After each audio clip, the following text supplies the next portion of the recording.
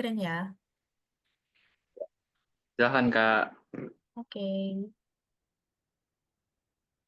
Oke, apakah share screen aku udah kelihatan? Sudah Kak. Oke deh.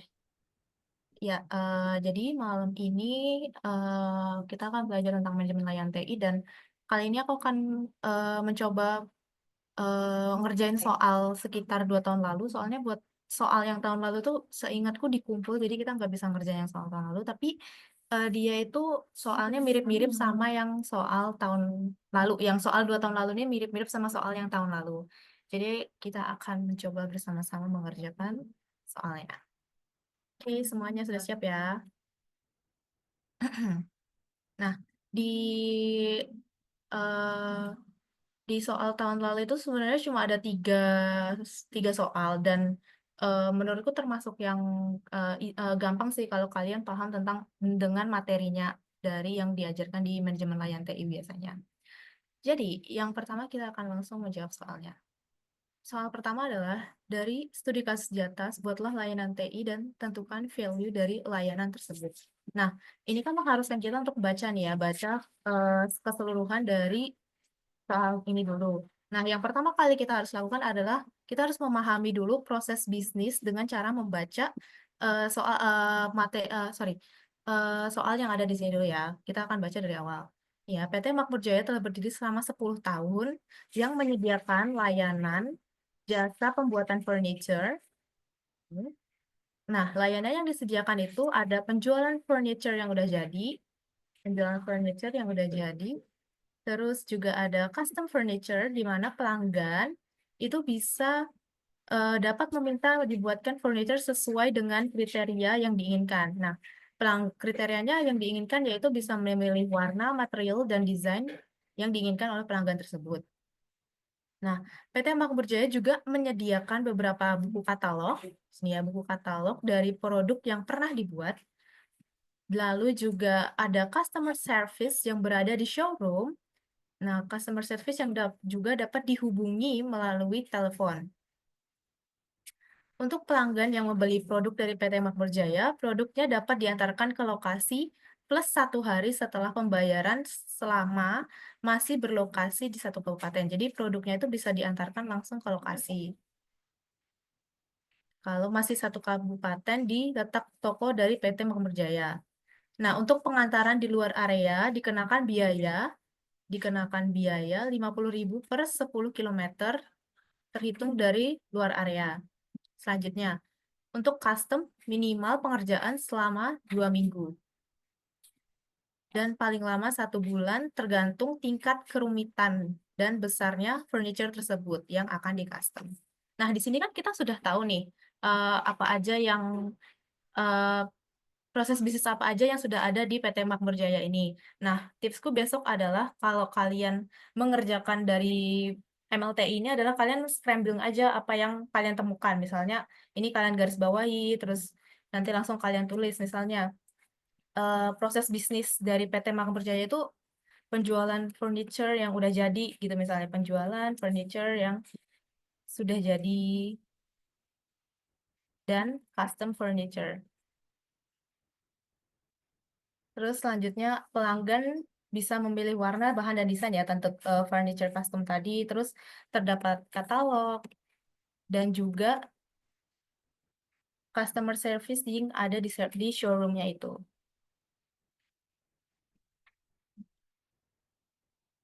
Selanjutnya pengiriman, terdapat pengiriman pengiriman barang dengan syarat tertentu. Yang tadi syaratnya ya kalau di luar dari areanya itu sekitar 10 kilometer dikenakan biaya 50.000 gitu ya. Lalu custom itu butuh waktu dan desain. Lalu kita juga harus tahu nih tujuan bisnis dari si PT Makmur Jaya ini. Tujuan bisnisnya itu adalah, kalau yang aku baca tadi adalah mempermudah pembeli dalam memilih dan memesan. Lalu operasional dari perusahaan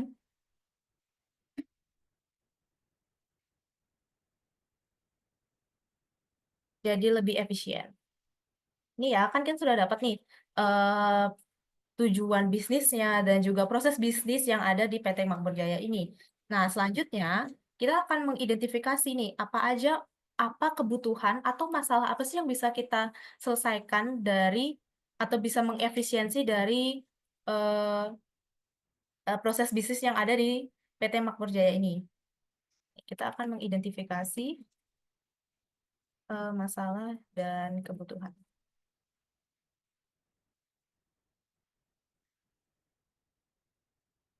Iya, kan pertama tadi kan adalah eh, misalkan nih kalau di studi kasusnya ini tuh dia kita kan harus memberikan layanan TI apa ya yang bisa kita berikan untuk membuat si toko PT Makmur Jaya ini tuh lebih gampang dijangkau oleh pelanggan di yang ingin membeli dari toko ini ya. Nah, kan di sini dari sini kita bisa melihat penjualan furniture yang sudah jadi dan custom furniture. Kita bisa langsung lihat di sini gimana caranya supaya pelanggan yang sulit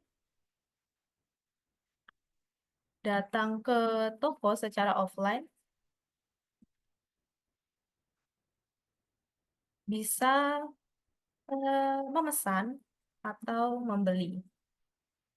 Nah, ini kan salah satu masalahnya ya, gimana pelanggan yang kesulitan datang ke toko ini atau berada di luar jangkauan toko ini tuh bisa membelinya gitu. Nah, selanjutnya ini tuh tadi adalah salah satunya terdapat katalog dan juga customer service di showroom.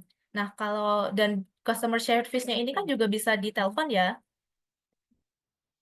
Tapi itu kalau menurut analisisku sendiri itu adalah kalau misalkan satu customer service itu menerima satu telepon, sementara ada beberapa pelanggan lain yang memerlukan customer service tersebut. Namun customer service itu tuh masih ada di dalam telepon, jadi kan dia tidak bisa melakukan multitasking gitu.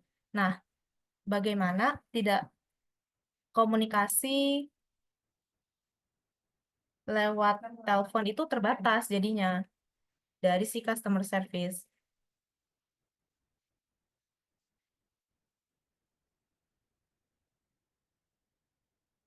Oke.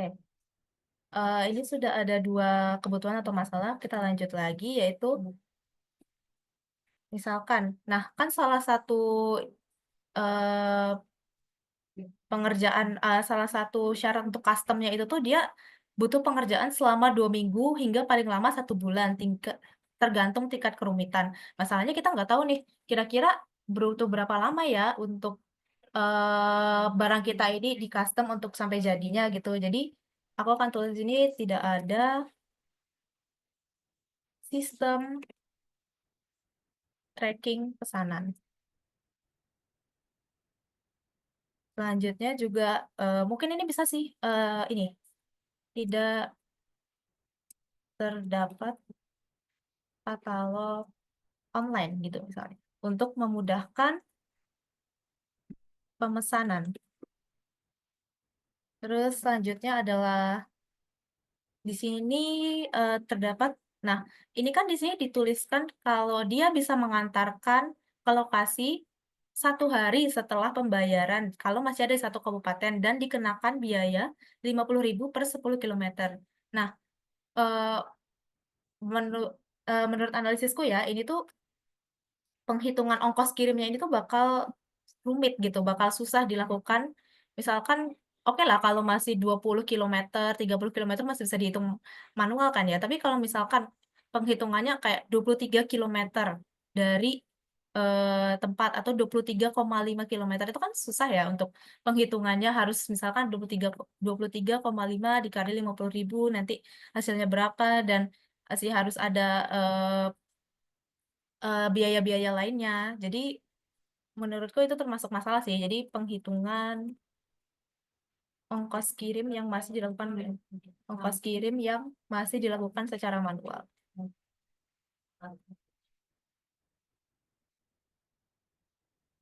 Nah, terus sepertinya ini sudah mencakup semua permasalahannya yang ada ya. pelanggan yang sulit datang ke toko secara offline tidak bisa memesan atau membeli furniture. Lalu komunikasi lewat telepon terbatas dari customer service-nya itu sendiri. Lalu tidak ada sistem tracking pesanan, tidak terdapat katalog online untuk memudahkan pemesanan, dan yang terakhir penghitungan ongkos kirim yang masih dilakukan secara manual. Nah, setelah kita mengidentifikasi masalah dan kebutuhan, kan di sini kita juga disuruh menentukan value ya. Kan teman-teman ingat ya kalau value itu tuh value itu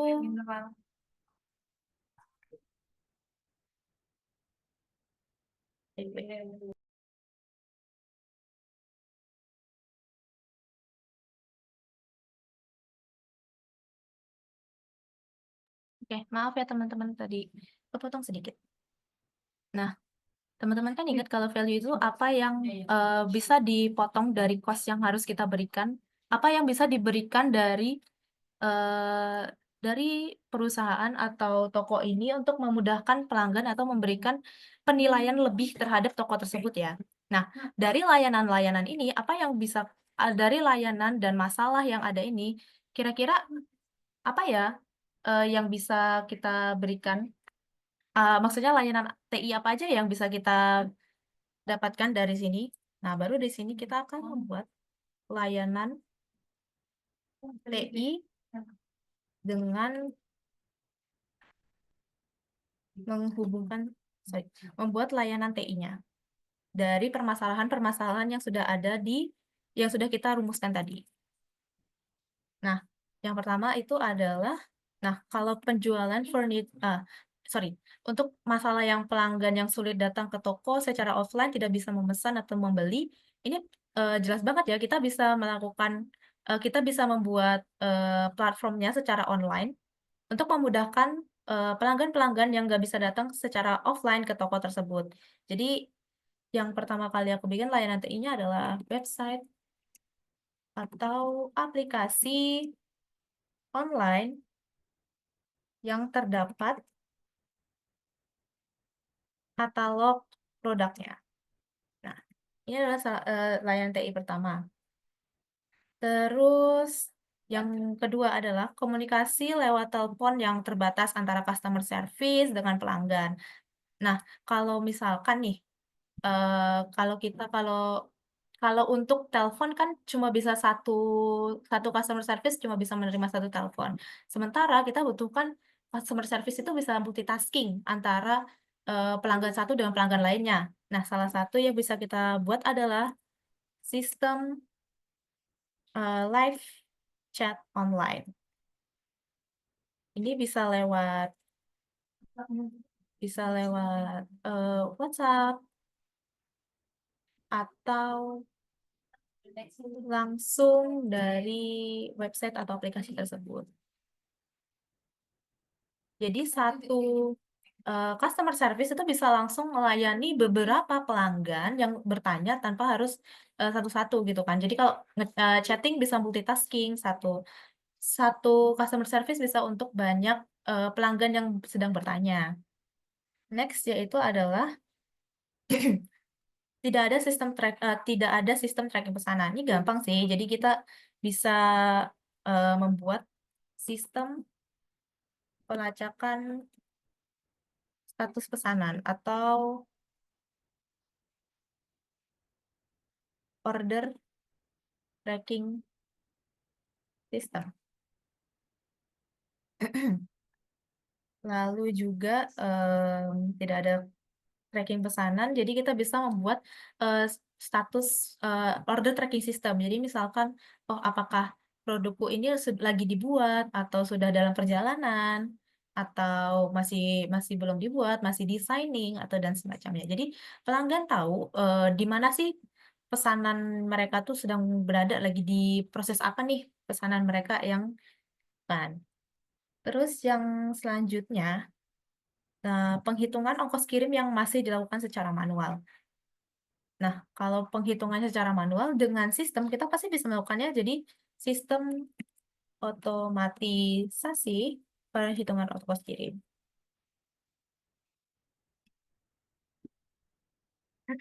Nah, jadi ini akan memudahkan dari si toko tersebut untuk otomatisasi penghitungan ongkos kirim. Misalkan dia harus pergi ke luar pulau atau misalkan ke luar negeri, kalau misalkan bisa ya ke luar negeri atau ke luar pulau. Jadi dia penghitungan ongkos kirimnya tuh lebih mudah. Misalkan apakah dia harus menggunakan pesawat, ataukah dia harus menggunakan kargo, atau dia cuma butuh misalnya pakai pick up doang untuk yang misalnya cuma satu kabupaten gitu. Jadi dia lebih mempermudah dari penghitungan ongkos kirim.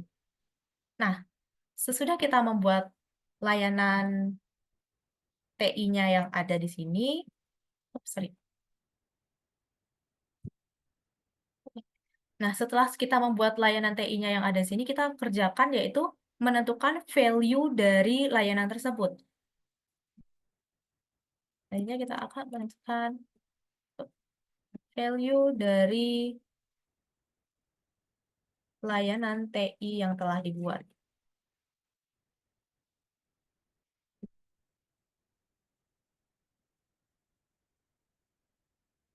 Oke, yang pertama. Untuk website atau aplikasi online yang terdapat katalog produknya, nah, di sini itu kan kita tahu ya kalau value itu artinya apa yang diberikan dari perusahaan itu yang memberikan nilai lebih kepada pelanggan.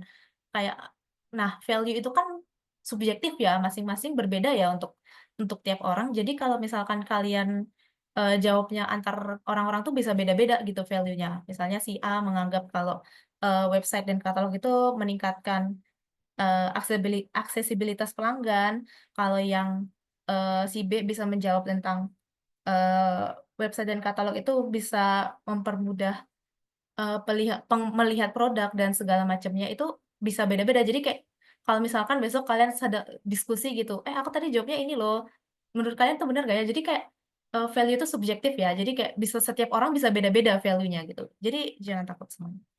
Jadi yang pertama value dari website dan katalog online. Yang pertama yaitu kalau aku melihatnya ya dari website atau aplikasi online yang sesuai dengan identifikasi masalahku yang ada yaitu adalah meningkatkan aksesibilitas pelanggan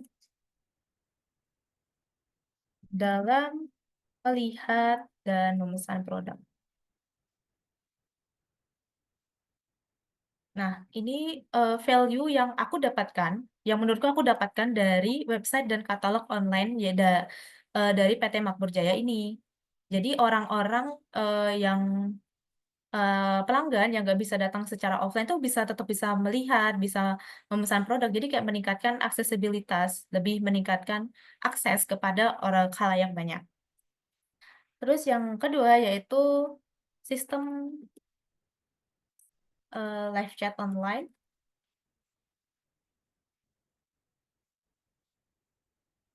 yaitu kalau dari aku lihat adalah mempercepat respon pelanggan dan meningkatkan kualitas pelayanan pelanggan. Karena tadi sesuai yang sudah aku bilang ya, kalau misalkan telepon itu satu CS atau satu customer service cuma bisa melayani satu pelanggan. Sementara kalau live chat itu em, satu customer service bisa langsung melayani banyak pelanggan dalam waktu yang bersamaan gitu. Jadi jelas ini bakal mempercepat dari pelayanan pelanggan sehingga meningkatkan kualitas layanan pelanggan kita itu sendiri. Terus yang kedua adalah, sorry, yang ketiga adalah sistem pelacakan status pesanan.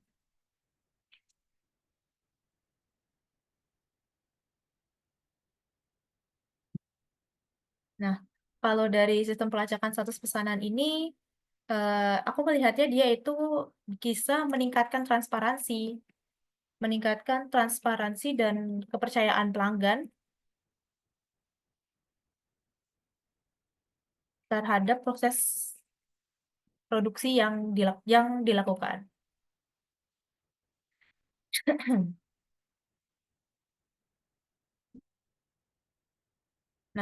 kan kalau misalkan teman-teman nih, kalau misalkan belajar di e-commerce gitu ya, ada status pelacakannya kan jadi tahu ini, oh barang kita masih di ini nih, masih belum dikirim, masih di misalkan masih di DC mana gitu, misalnya di JC Cakung atau di DC Bantul gitu. Jadi kan teman-teman bisa ngeliat, oh udah sampai sini barang kita. Jadi kan kayak meningkatkan, gimana ya, meningkatkan transparansi kita terhadap gimana sih barang kita ini saat itu, yang meningkatkan transparansi dan kepercayaan pelanggan terhadap toko kita gitu. Oh, barangku sudah dibuat nih, udah tinggal dikirim, udah sampai sini. Jadi bisa dilihat dia prosesnya sudah sampai mana gitu. Terus yang terakhir itu adalah sistem otomatisasi perhitungan ongkos kirim. Nah, kalau yang dari sini aku melihatnya dia adalah efisiensi ya, efisiensi proses perhitungan biaya. Eh, Efisiensi proses perhitungan biaya dan meminimalisir kesalahan manual yang dilakukan oleh biasanya human error gitu misalkan, atau misalnya salah, ya itu tadi salah hitung, ataukah misalnya ada biaya-biaya lain yang tidak terlihat, misalnya ongkos kargonya nggak kehitung karena cuma dilihatnya cuman per kilometernya, itu misalnya biaya-biaya yang nggak terlihat bisa kehitung kalau dari sistem otomatisasi perhitungan ongkos kirim ini. Nah, itu untuk nomor satu ya.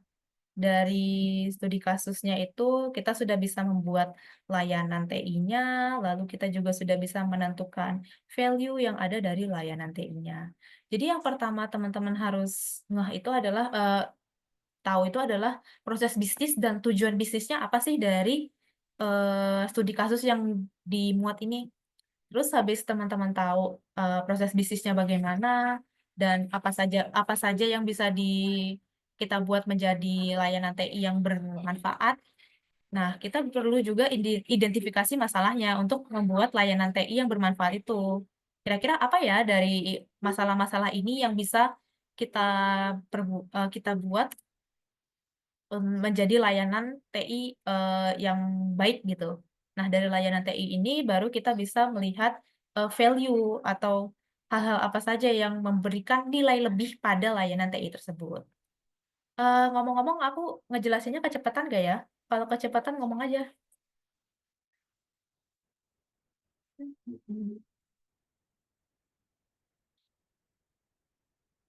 Aman ya? Oke, thank you. Oke, kita akan lanjut ke yang nomor 2, yaitu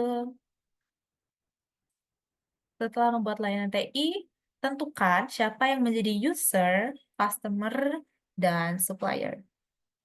Nah, kita harus tahu dulu nih, apa aja itu user, customer, sorry. Ya, tentukan customer, user, dan supplier. Yang pertama kita harus tahu dulu nih, apa itu user, terus apa itu customer, dan apa itu supplier.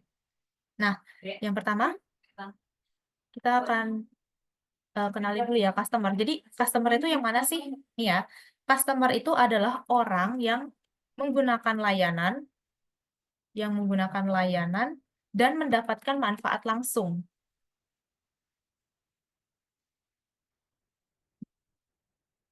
Manfaat langsung dari layanan tersebut. Jadi dia tidak bisa dibilang customer ini tuh kalau bahasa teknisnya adalah end user-nya. End user-nya. Jadi dia tidak mengoperasikan dari layanan tersebut, tapi dia langsung mendapatkan manfaat dari layanan tersebut. Oke. Nah, apa aja ya contohnya kalau untuk customer itu? Yang pertama, jelas ya, yaitu pelanggan yang membeli furniture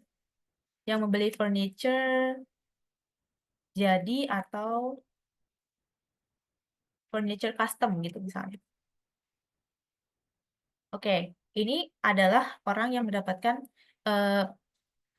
menggunakan layanan dan mendapatkan manfaatnya secara langsung. Karena pelanggan ini tuh yang langsung mendapatkan manfaatnya. Manfaatnya dari itu kan dia bisa langsung melihat katalog secara online, dia bisa langsung eh, live chat kepada customer service lewat layanan tersebut. Jadi dia kayak langsung dia dapat layanannya, langsung mendapatkan manfaat dan value dari layanan tersebut. Terus selanjutnya adalah user dari layanan ini. Nah, siapa sih user itu? User itu adalah orang yang mengoperasikan, mengoperasikan atau bekerja menggunakan sistem ini. Nah, sementara customer tadi adalah orang yang menggunakan layanan dan mendapatkan manfaat langsung, user adalah orang yang mengoperasikan atau bekerja menggunakan layanan tersebut. Jadi dia tidak langsung mendapatkan manfaat dari layanan tersebut dan justru dia yang termasuk salah satu yang memberikan manfaat dari layanan tersebut. Nah, siapa sih contoh-contoh dari user ini? Yang pertama jelas itu adalah customer service yang tadi bisa menggunakan live chat.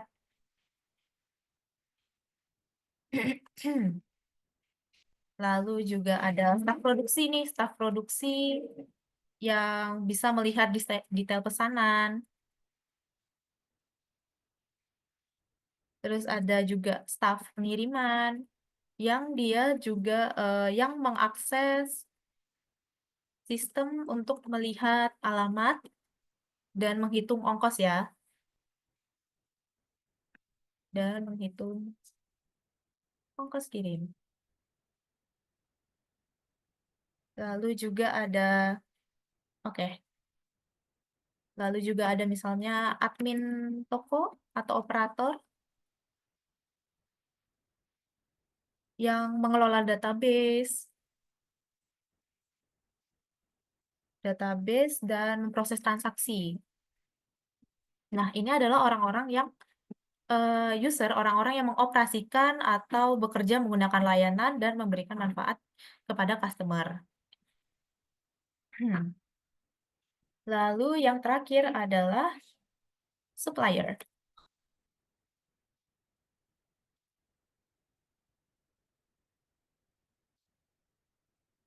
Nah, apa itu supplier? Supplier adalah pihak yang menyediakan komponen agar sistem bisa berjalan dengan baik.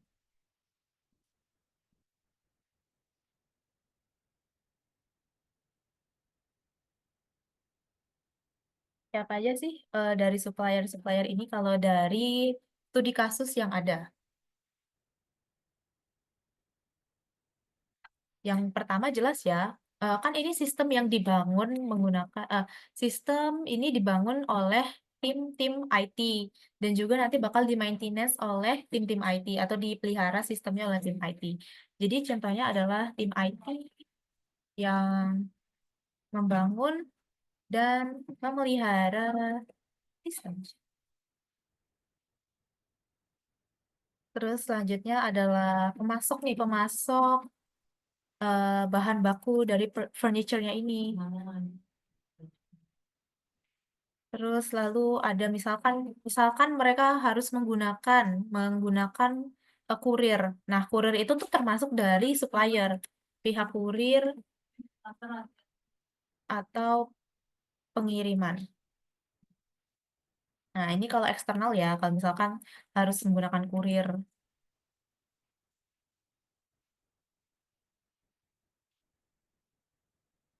Oke. Nah, kita sudah menjawab nih untuk nomor 2. Kita sudah menjawab apa itu user, customer, dan supplier. Kira-kira seperti ini ya. Teman-teman pasti udah tahu lah ya bedanya customer, user, dan supplier. Ini termasuk kemarin setahu aku juga diajarin sih. Aku udah ngeliat PPT kalian dan kayaknya ini juga sudah diajarin sama Pak Riza ya. Kalian dosennya Pak Riza atau ada Bu Yuli juga sih? Kalau yang tahun ini atau Pak Riza aja?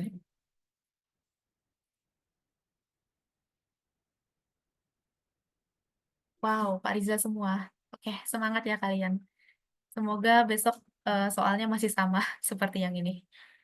Soalnya kayaknya dari beberapa tahun yang lalu tuh soalnya nggak berubah karena ada Bu Juli sama Parizanya. Nggak tahu kalau cuma Pariza apakah dia soalnya bakal berubah ataukah ini saja.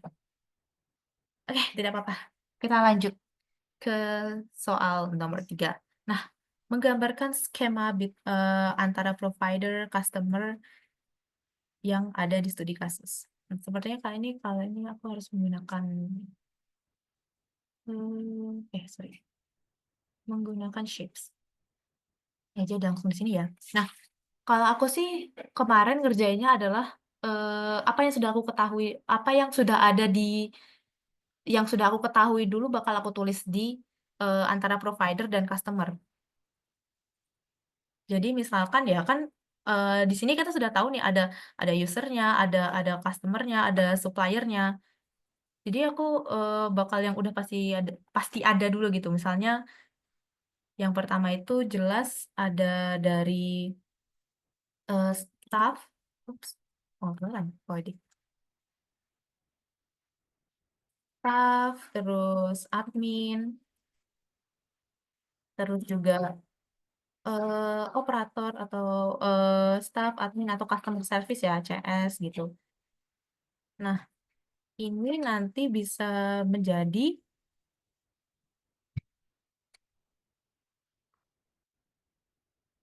wait.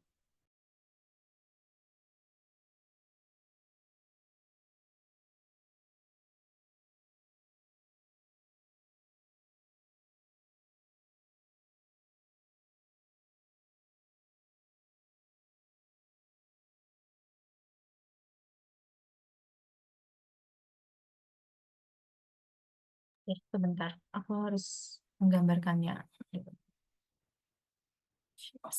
Oke, kita bagian saja.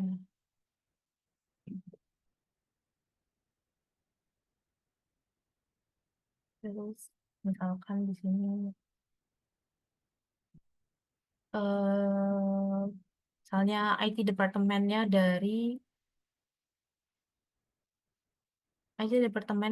si PT Makmur Jaya ini ya. Terus ada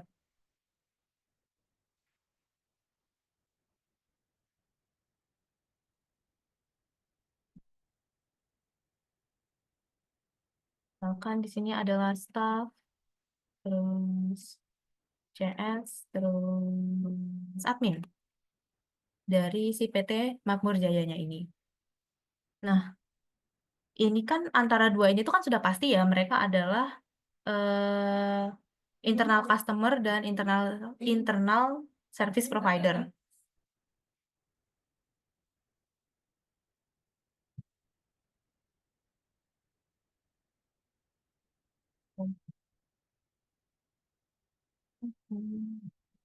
Nah, ini dulu.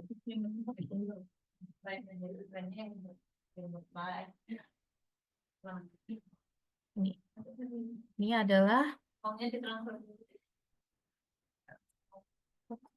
ini kegedean.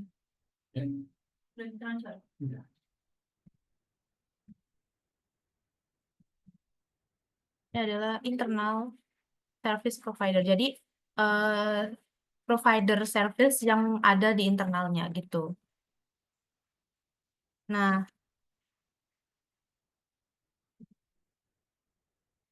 internal service provider. Nah, si IT departemennya ini menjadi provider service secara internal kepada dari staff dari PT Makmur Jayanya itu sendiri untuk staff, terus juga customer service untuk adminnya juga. Nah, karena si IT departemen ini adalah internal service provider, ini juga otomatis si si staff customer service dan admin dari PT Makmur Jaya ini menjadi internal customer-nya dari IT departemen.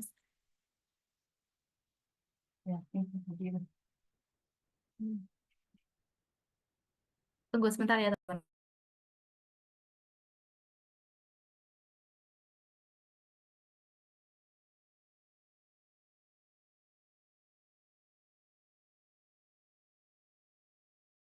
Oke, mohon maaf kepotong lagi. Jadi si dari karyawannya seperti staff atau customer service dan adminnya itu otomatis pasti menjadi internal customer dari IT department.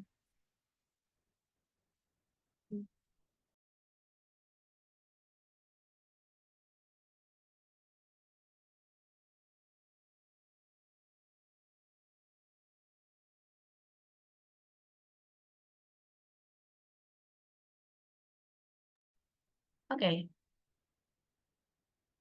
Nah, setelah itu, nih kan aku sudah tahu yang pasti ya kayak antara IT department dengan internal service provider-nya itu pasti jadi internal customer dan internal service provider.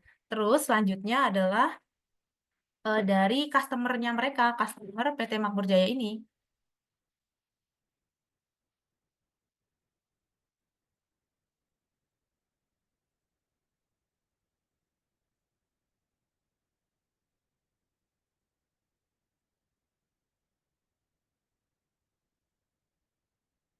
Ini juga di sini aja. Nah, dari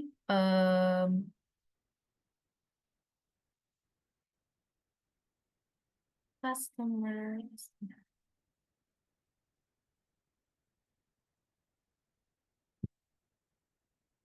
sorry. Gimana sih?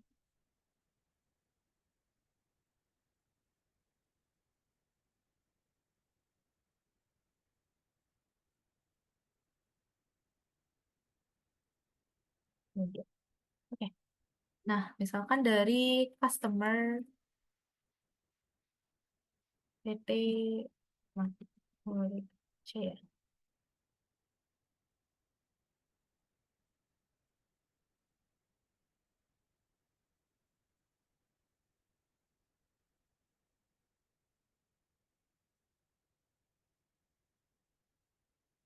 Nah, customer PT Makmur Jaya ini terhadap seluruhnya ya, terhadap IT Departemen dan staff CS admin dari PT Makmur Jaya ini pasti dia menjadi external customer. External customer dari internal-internalnya ini. Duh, sorry ya guys. Nggak ribet.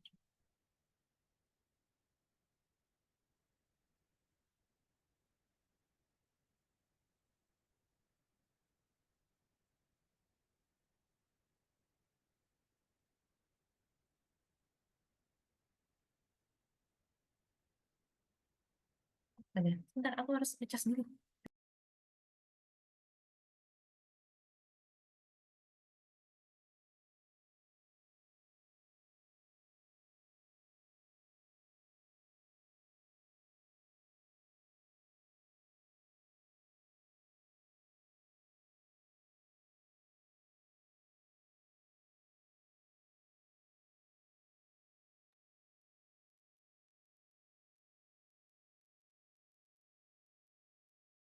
External customer.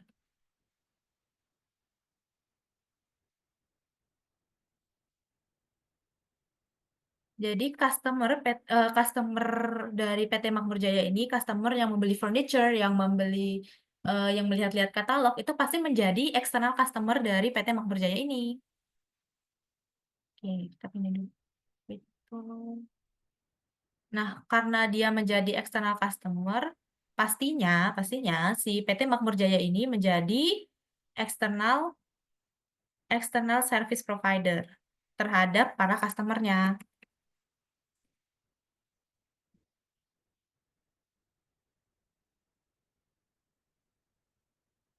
Nah, sudah. Nah, ini kan kita masih sangat sederhana ya, masih sederhana banget dari ini ada external customer, terus customer PT Makmur Jayanya jadi external customer dan teman-temannya. Nah, kemarin tuh aku juga bikin satu lagi sih, dia itu karena ini konsepnya kita harus membuat website atau aplikasi ya, jelas kita juga membutuhkan PT Makmur Jaya ini juga membutuhkan misalnya adalah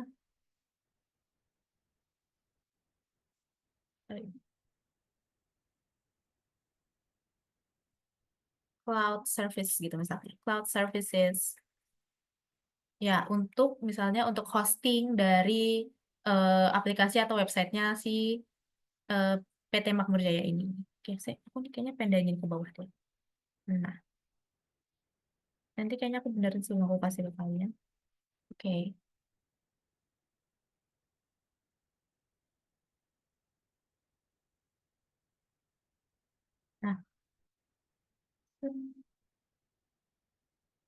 Nah, cloud services ini itu menjadi external service provider bagi PT Makmur Jaya bagi IT departemennya. External service provider.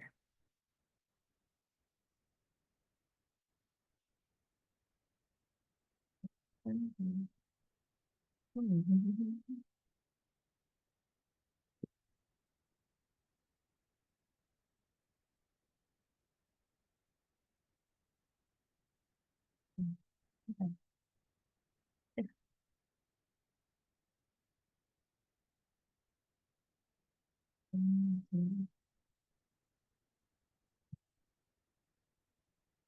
Nah, si cloud service provider ini, cloud services ini menjadi external service provider pada website atau aplikasi PT Makmur Jaya ini, yang otomatis juga membuat PT Makmur Jaya ini menjadi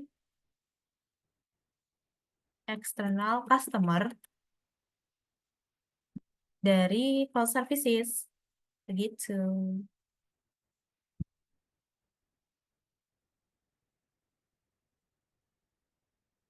Nah, kita sudah, ini adalah skemanya, hubungan antara provider dan customer. Jadi, IT departemen dari PT Makmur Jaya itu menjadi internal service provider bagi staff, customer service, dan admin di PT Makmur Jaya, yang otomatis membuat si staff, customer service, dan admin ini menjadi internal customer dari IT departemen. Nah, selanjutnya, PT Makmur Jaya ini, misalnya dari staff, CS, admin, dan IT departemennya ini, itu tuh menjadi external service provider bagi customer-nya, customer yang memesan furniture itu, misalnya customer PT Makmur Jaya, yang otomatis membuat si customer PT Makmur Jaya ini menjadi eksternal customer-nya dari internalnya dari PT Makmur Jaya ini. Nah, selanjutnya, nah karena kita di sini eh, layanannya itu menggunakan website atau aplikasi tadi ya di situ kita sebut. Nah, pasti mereka membutuhkan cloud services untuk misalnya untuk database, untuk hosting dan semacamnya. Yang otomatis membuat si cloud service ini menjadi external service provider bagi PT Makmur Jaya ini. Dan PT Makmur Jaya ini menjadi external customer-nya dari cloud service ini. Gitu deh. Oke, kayaknya karena ini aja ya, karena materinya ini aja kayaknya udah cukup. Sisanya kalian boleh deh nanya-nanya. Karena masih ada waktu, kalian boleh nanya beberapa pertanyaan ke aku deh. Nanti aku akan mencoba menjawabnya. Terima kasih. Mungkin aku balikin dulu ya ke Zaki ini buat acaranya. Oke, terima kasih Kak. Ya, terima kasih. Sebelumnya ada pertanyaan dulu nggak dari yang lain?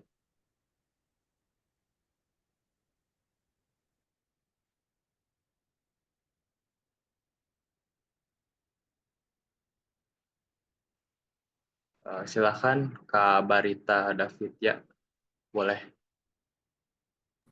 Halo mau Kak, bertanya. ya, Ya. thank you. Aku mau nanya ulang. Tadi kan yang di bagian atas tuh salah satu masalahnya tuh ada masalah komunikasi di telepon ya Kak. Nah itu maksudnya gimana ya Kak? Aku masih kurang nggak. Thank you. Oke, thank you Barita pertanyaannya. Kan tadi aku sebutin ya yang di sini kan tadi. Ini kan identifikasi masalah komunikasi lewat telepon terbatas. Nih misalkan ya kayak anggaplah customer service-nya itu ada 3 gitu ya. Ada 3 customer service dan tiga-tiganya ini tuh lagi menjawab telepon gitu loh, lagi jawab telepon. Nah, mereka bertiga lagi jawab telepon. Nah, itu kan satu orang, satu customer service itu cuma bisa melayani satu orang gitu loh. Jadi kayak orang yang ditelepon itu aja yang bisa dilayanin gitu. Jadi kayak misalkan ada telepon masuk yang lain pasti ini kan pasti kelewat gitu atau nggak masuk teleponnya. Jadi kayak customer mau nanya-nanya soal barangnya itu jadi bingung gitu. Jadi kayak, aduh ini eh, teleponnya nggak diangkat nih. Padahal karena si customer service-nya ini tuh lagi membahas dengan pelanggan yang lain, yang pelanggan yang lagi dia telepon itu. Jadi kan jadi lama gitu loh. Sementara kalau misalkan lewat sistem live chat gitu misalkan, satu customer service itu tuh bisa melayani banyak pelanggan sekaligus gitu. Misalkan pelanggan A nanyain kursinya masih ready nggak ya? Nah nanti kan customer service-nya bisa jawab yang A, nanti yang B nanya misalnya mejanya masih ready nggak ya? Customer C juga nanya. Jadi kayak satu customer service tuh bisa langsung melayani banyak orang gitu, tanpa harus lewat telepon. Karena kalau lewat telepon tadi kan bisa kelewat gitu teleponnya. Sementara kalau live chat itu masih masih bisa ada misalnya nggak kebaca saat itu pun masih ada historinya, jadi bisa langsung dilihat gitu kayak langsung bisa dijawab langsung bisa dilihat gitu. Barita apakah sudah menjawab? Aman Kak. Oh berarti ketika kita ngeliat identifikasi masalahnya tuh bener-bener harus mendetail gitu Kakak atau gimana? Soalnya jujur aku nggak kepikiran untuk mikir sampai situ gitu.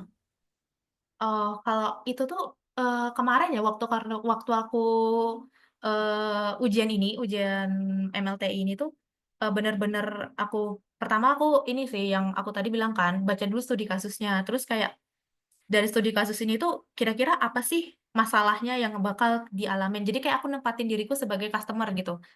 Apa ya kira-kira masalah yang bisa dialamin gitu. Oh, kalau misalkan aku di luar kota, aku nggak bisa nih datang ke tokonya offline gitu. Berarti aku tulis, aku scrambling di kertas gitu. Oh, tidak bisa datang secara offline.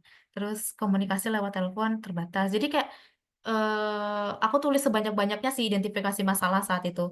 Kan besok itu kalian bakal dapat kertasnya kan cuman kertas soal itu kan. Nah, aku sarankan kalian tuh bener-bener kayak apa ya, apa yang ada di pikiran kalian tuh langsung tulis aja di kertas soal itu kayak scrambling aja. Pokoknya karena kalau dipikirin tuh kayak bakal ngilang gitu loh. Jadi kayak, oh gini gini gini. Terus aja kayak, oh masalahnya itu kayaknya gini deh. Oh ini ada masalah lagi, masalah lagi, masalah lagi. Nah habis itu kayak dari masalah-masalah itu kita lihat aja tuh yang, oh ini bisa sih diselesaikan pakai TI, oh ini bisa sih diselesaikan dengan layanan TI gitu. Jadi kayak apa yang ada di otakmu langsung tulis aja gitu. Tulis, tulis, tulis, tulis. Karena besok waktunya terbatas kan. Jadi kayak tulis aja apa yang ada terus dari situ baru kayak kalian pilihin kira-kira mana nih yang bisa dibikin layanan TI-nya gitu deh. Gimana Berarti Barita? dia Apakah sudah? MLT itu sebenarnya tuh bukan suatu hal yang pasti Kakak atau kayak ada minimum dan lain sebagainya gitu. Oh, enggak sih, enggak ada minimumnya sih. Karena di sini tuh kayak soalnya kan kayak disuruh langsung buat layanan TI dan value gitu kan ya. Makanya karena tidak ada minimumnya itu tuh kita tuh mikirnya jadi luas banget gitu loh. Jadinya kita mikirnya luas banget. Terus nanti kalau mau nulis juga bingung apa. Jadi langsung aku tulis aja semuanya dan scrambling aja sih. Sebenarnya tuh yang ditulis nih ya, yang ditulis di kertas jawabannya tuh cukup yang ini. Bentar, aku kasih warna lain aja. Sorry, nggak kelihatan ya? Oh ya, merah aja. Yang cukup ditulis di kertas jawaban tuh yang ini sama yang ini. Sebenarnya tuh yang itu aja. Nah, kenapa ada yang ini? Karena ini tuh dua ini tuh bener-bener yang aku pikirin gitu loh. Kayak waktu aku ngerjain soal itu aku mikir, oh apa ya kira-kira masalah yang dihadapi kalau misalkan proses bisnisnya tuh kayak gini gitu. Ngerti nggak kira-kira? Atau aku jelasinnya kecepatan atau masih terlalu ngawang? Enggak kok aman Kak, aman aman aman. Oh ya, oke. Eh, sama aku mau nanya Kak, kan value itu tuh coming from utility sama warranty. Nah itu perlu ditulis nggak Kak? Atau langsung ke value-nya aja? Kalau Soalnya tuh ketika project mm, kemarin tuh sempet aku dengar beberapa tuh yang harus yang dibanding jelasin value, orang tuh lebih di preferin untuk ngejelasin masalah utility sama warranty-nya. Nah, ketika UTS itu apakah lebih baik kita langsung ke value-nya, ataukah kita jelasin utility-nya dulu, warranty-nya dulu, atau gimana, Kak? Karena di soalnya nggak disebutin ya, kayak kamu harus nyebutin utility warranty. Sementara waktunya terbatas, aku sarankan itu adalah mungkin kalau kalian bisa ya, kalian punya waktu yang, maksudnya kalian bisa manage waktu dengan benar-benar baik, ada baiknya nulis itu sih, nulis utility dan warranty. Tapi karena kemarin itu tuh aku eh apa ya, kayak manage waktunya juga kurang baik, jadinya aku langsung tulis yang dua ini, layanan TI terus value-nya gitu. Tapi kayaknya lebih baik kalau tulis utility and warranty deh, sepertinya gitu. Kalau ngomongin utility, aku sekalian mau nanya. Hmm. Kan utility itu ada dua, increasing performance sama reducing constraint. Nah, itu Mm-mm. tuh perbedaannya apa sih, Kak? Karena sepanjang kemarin kita project kan, agak sulit gitu membandingkan yang mana yang harusnya masuk ke increasing performance, mana yang masukin ke reducing constraint ini. Gitu. Oh, oke. Bentar ya, aku sepertinya agak lupa dengan materinya, jadi aku akan membuka materinya dulu. Maaf, maaf. Oke, wait. Maaf repotin ya, Kak. Aduh, gak apa-apa. Emang kalau kayak gini tuh tanya aja sebanyak-banyaknya gitu. Udah saat.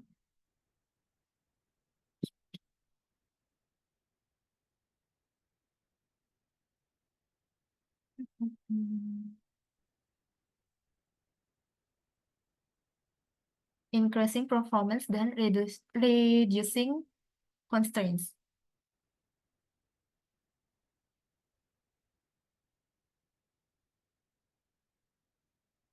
Oke. Nah, kalau dari yang aku lihat di sini adalah eh utility, perbedaan dari increasing performance dan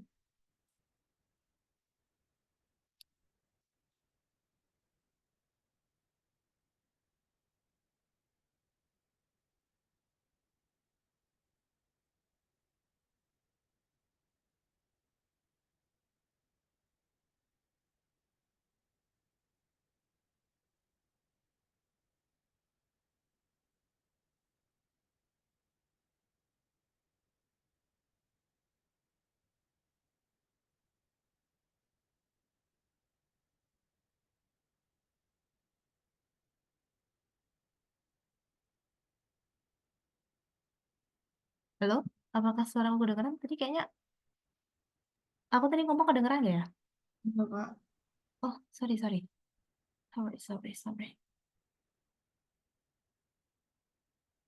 sorry. Oke, dari yang aku lihat itu adalah kan utility itu apa yang diterima customer ya, what the customer receive gitu ya. Nah, yang pertama yaitu increasing performance. Perbedaannya tuh kalau yang aku lihat adalah kayak misalkan ya layanan, misalnya ada sebuah layanan nih. Nah, dia tuh sebelumnya itu tuh punya, duh gimana ya? Increasing performance and reducing content.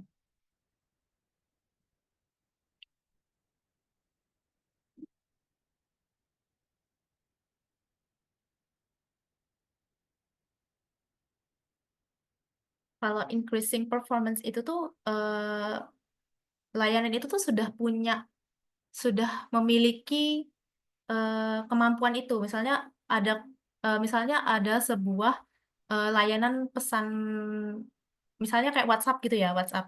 Nah, itu kan kalau increasing performance itu kan WhatsApp itu sudah bisa saling kirim pesan satu sama lain gitu kan. Dia punya layanan saling kirim pesan satu sama lain.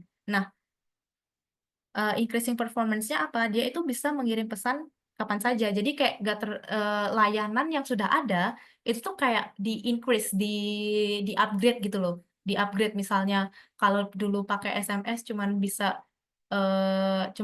waktu jam. Kalian pernah ngerasain SMS yang dulu tuh kayak misalkan bisanya cuma dari jam jam 10 sampai jam 10 pagi sampai jam 10 malam karena habis itu eh apa ya, kayak kuota buat kamu nge-SMS tuh udah nggak ada lagi, atau kayak eh kalimatnya em, kepotong karena terlalu panjang gitu kalimatnya. Tuh ngalamin nggak ya? Aku kurang tahu. Nah, tapi pokoknya SMS tuh punya punya problem itu ya, punya masalah itu, yaitu dia nggak bisa kirim pesan panjang dan nggak bisa setiap waktu. Sementara WhatsApp itu tuh punya eh, layanan yang dapat mengirim pesan kapan saja dan bisa panjang gitu, bisa kapan aja, bisa panjang dan bisa kapan aja dikirimnya gitu. Jadi kayak yang dulunya sudah ada, tapi kayak di increase, di upgrade dari layanan itu gitu. Nah, sementara kayak reducing constraints gitu ya, dapat mengirim misalnya dari SMS gitu ya. SMS kan kita nggak bisa ngirim dokumen, kita nggak bisa ngirim foto, bisa deh dulu foto bisa, tapi kita nggak bisa kirim dokumen atau file-file bentuk lainnya gitu. Misalnya PDF nggak bisa, Word nggak bisa. Sementara kalau menggunakan WhatsApp tuh bisa nih kita kirim dokumen Word atau dokumen PDF gitu. Nah, constraints-nya itu adalah constraint dari si SMS, dia adalah permasalahannya dari SMS tuh dia nggak bisa, awalnya benar-benar nggak bisa kirim dokumen sama sekali. Sementara di WhatsApp itu tuh kayak bisa bisa mengirim dokumen. Jadi kayak yang sebelumnya tuh di SMS nggak ada, tapi di WhatsApp tuh ada gitu. Nah, itu reducing constraint. Jadi increasing performance itu adalah layanan yang sebelumnya sudah ada tapi di-upgrade, di-increase. Sementara kalau reducing constraint itu tuh layanan yang sebelumnya nggak ada dijadiin ada di layanan kita gitu. Paham nggak? Sih Kak, paham Pak. Eh, Kalau yang tadi itu kan ada yang kata-kata tuh yang teksnya tuh awalnya terbatas, terus sampai Hmm. dia itu akhirnya nggak terbatas untuk ngechat. Itu bukannya ini ya Kak, decreasing apa mengurangi keterbatasan jatuhnya, yang reducing Oh. constraint itu bukannya? Karena kan dia dari awalnya yang terbatas dalam jumlah karakter, jadinya Mm-mm. sekarang udah nggak terbatas lagi, gitu. Oh, bisa juga sih, bisa masuk ke reducing constraint sih. Tapi kurasa itu termasuk increasing performance sih. Jadi kayak kirim, dia kan bisa kirim pesan nih, bisa kirim pesan tapi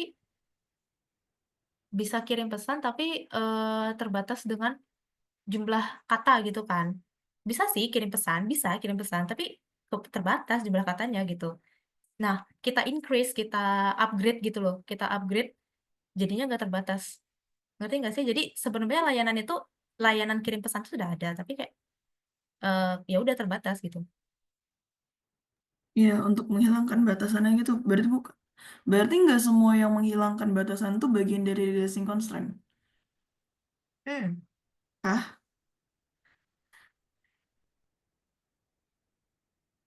Hmm. Soalnya Sebentar. kalau secara Mm-mm. harfiah, maksudnya secara translate-nya aja reducing constraint kan mengurangi batasan. Mm-mm, mm-mm. Di case-nya nggak apa mengurangi batasan itu masuknya ke increasing performance, berarti nggak semua reducing constraint itu mengurangi nggak semua mengurangi keterbatasan tuh reducing constraint. Tidak semua tidak semua mengurangi batasan reducing constraint. Iya sih. Wait, wait, wait.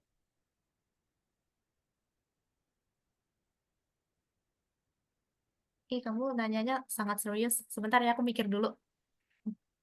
Ya maaf ya Kak. Gak apa-apa, aku jadi mikir. Terima kasih ya sudah memberikan pertanyaan Itu yang sangat luar selama biasa. semester Heeh. apa periode pelajaran ini tuh salah satunya yang aku nggak tahu tuh kayak masuk ke kategori manakah dia tuh reducing reducing atau yang increasing gitu. Karena yang menurut kita udah mengurangi keterbatasan, menurut Mm-mm, bapaknya tuh enggak mm-mm. dan begitu pun sebaliknya gitu. Oh iya sih, dulu tuh aku juga jujur sebenarnya tuh kayak itu tuh kayak permasalahan bertahun-tahun gitu loh, kayak Oh, turun temurun ya. turun-temurun kayak kayak kita kayaknya sudah ngerti deh gitu, tapi bapaknya tuh kayak ngerasa oh bukan kok, bukan ini gitu loh. Nah, Apakah apakah emang materinya susah, apakah emang bapaknya nggak bisa jelasin? Aku juga bingung soalnya. makanya Mm-mm. betul Kak, ini sebenarnya tuh reducing sama increasing ini tuh gimana sebenarnya? Nah iya, soalnya tuh kayak tahun angkatanku dulu tuh juga kayak pada disalahnya tuh itu semua juga dulu tuh. Jadi kayak kita bener-bener harus mikir lagi, apa ya kira-kira gitu. Ntar ya, aku tuh kayak lupa-lupa inget dengan materinya itu. Aku kemarin belajar tuh cuma untuk yang kerjaan ini. Ntar ya, aku akan mencari.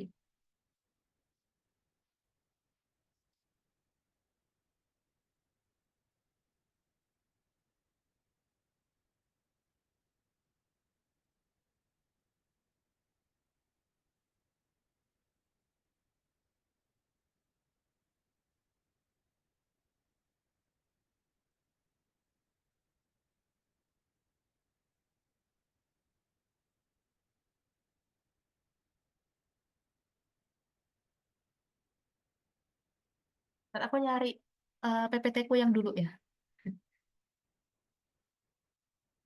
Oh, ini dia. Oke. Oh, iya. Kalau dari PPT ku dulu tuh ya, akhirnya karena bingung, kita akhirnya menuliskan tujuan dari increasing performance dan reducing constraint. Jadi, increasing performance itu tujuannya adalah meningkatkan kemampuan layanan agar lebih cepat, lebih baik, atau lebih efisien.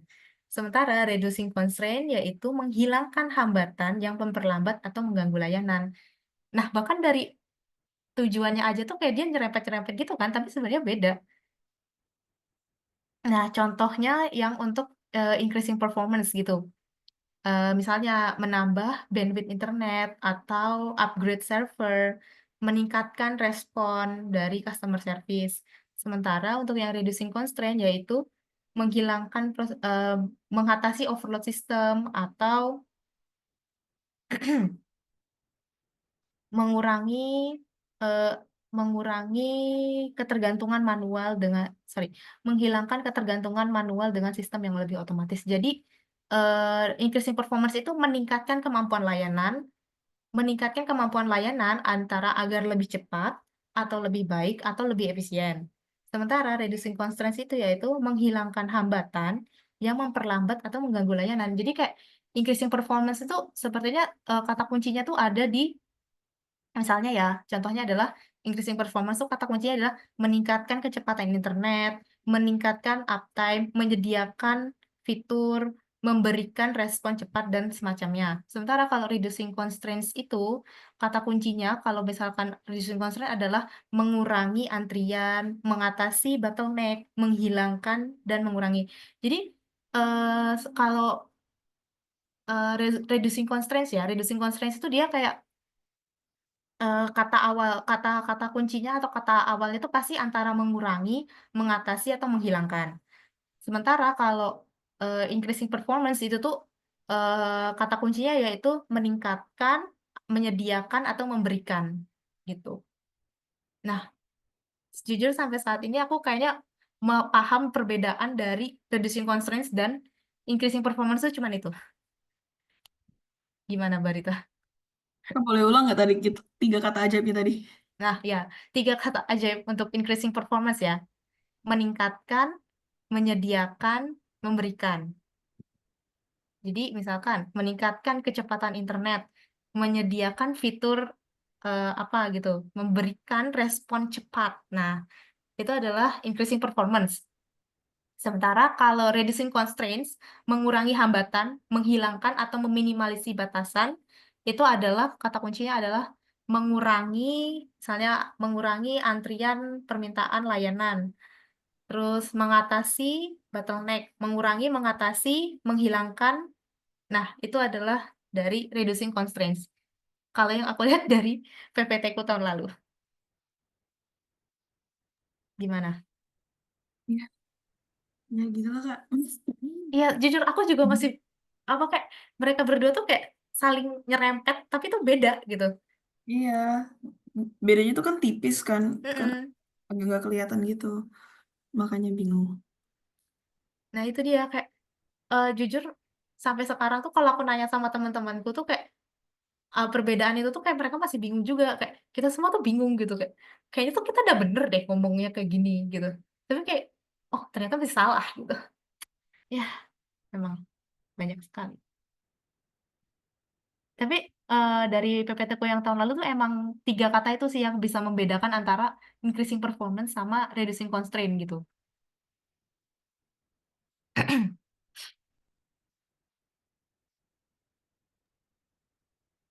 Iya, makasih ya Kak. Oke, terima kasih, Kamu repotin ya Barita. Kak. Aduh, nggak apa-apa. Nggak apa biar aku mikir lagi. Biar sekalian teman-teman yang lain kan juga belajar. Terus, gimana? Yang lain ada pertanyaan lain nggak, teman-teman?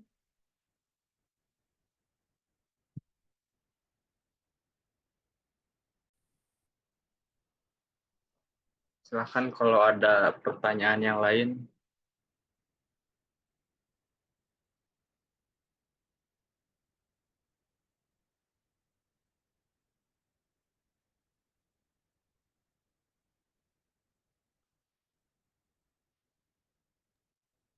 Yang bawah yang mananya?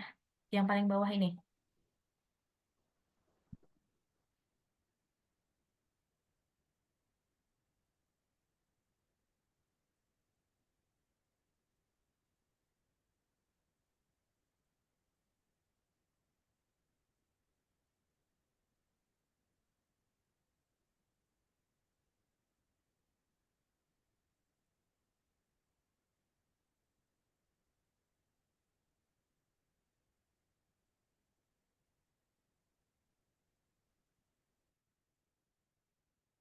Oh ya, tenang aja nanti ini Word-nya aku bagiin ke kalian kok. Lewat Zaki ya nanti tolong dibagiin. Oke, Kak. Siap.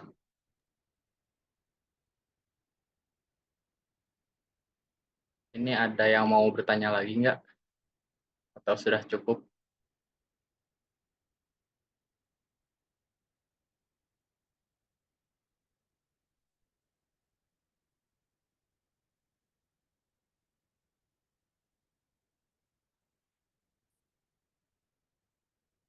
Oke, mungkin sudah ya, karena nggak ada yang bertanya lagi. Mungkin kalau dari Kak Estetika ada yang mau disampaikan lagi? Dari aku sih nggak ada ya, cuman kayak good luck buat ujiannya besok. Semoga kalian diberikan kecerdasan yang baik. Sering-sering latihan. Kalau kalau MLTI ini tuh sering-sering latihan soalnya sama nulisnya cepat karena banyak yang harus ditulis. Udah itu aja. Oke, mungkin terima kasih buat semuanya yang udah hadir di Sinau MLTI ini. Dan nanti buat recordnya sama sekalian Word-nya nanti mungkin di-share ya sama Kak Estetika. Ya, Dan good luck buat UTS-nya. Dan ini udah malam juga. Mungkin sekian dari aku. Assalamualaikum warahmatullahi wabarakatuh. Selamat malam. selamat malam semuanya. Terima kasih ya. Terima kasih, Terima kasih, Kak. Kak. Makasih, Kak.